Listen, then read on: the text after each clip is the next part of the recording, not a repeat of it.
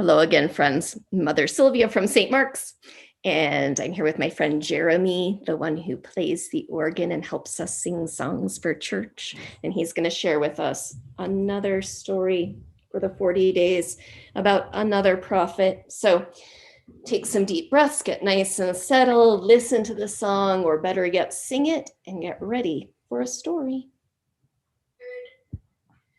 Only in silence the word, only in dark the light, only in dying light. Speak to us, God, your life-giving word. Only in silence the word, only in dark the light, only in dying life. Speak to us, God, your life-giving word. Wow. So yesterday we had Jonah in the dark and scary and yucky belly of a fish. And it looks like we've got another dark, scary, and maybe yucky location in today's story. Jeremy, will you tell us this story? Sure. Jeremiah in the Cistern. In the days of King Zedekiah, the Babylonian army laid siege to Jerusalem, the city where God's temple was and the home of the king. The soldiers surrounded the gates of the city, and the people were afraid. One of the people in Jerusalem was a prophet named Jeremiah. God had told Jeremiah that Jerusalem would fall.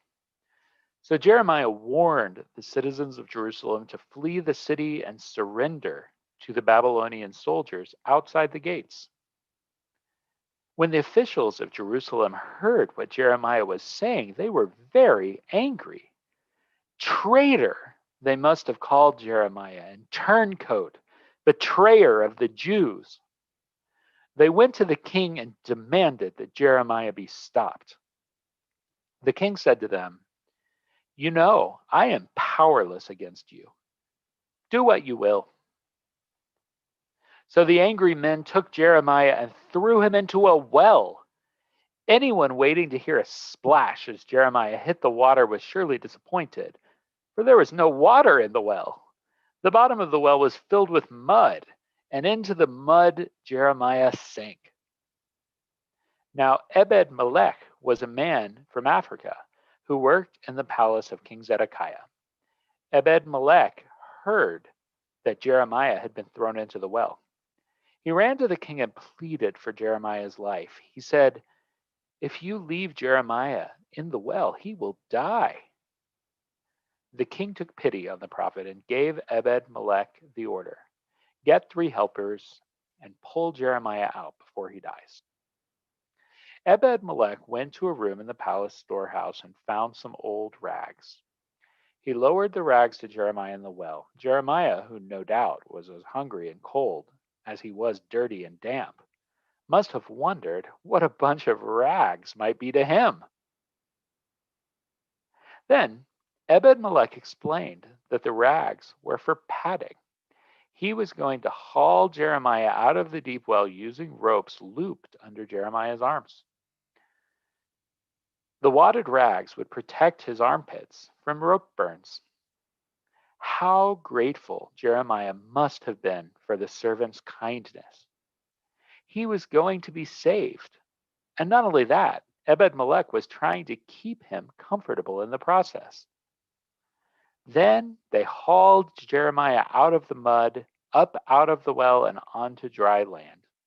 And Jeremiah the prophet continued to speak God's word, and it always landed him in trouble.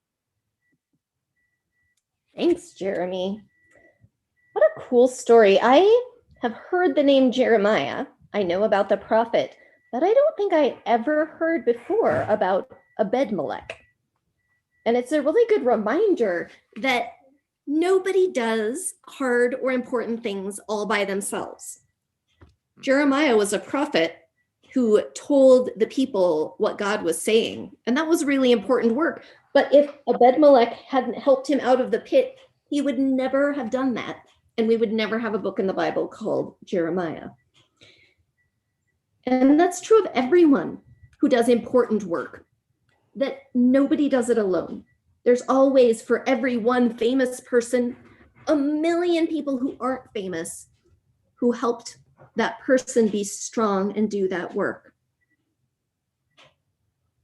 I wonder who helps make you strong to do the work God has given you to do. And I wonder what you do to help other people, even if nobody knows that you're doing it. It would be something to think about.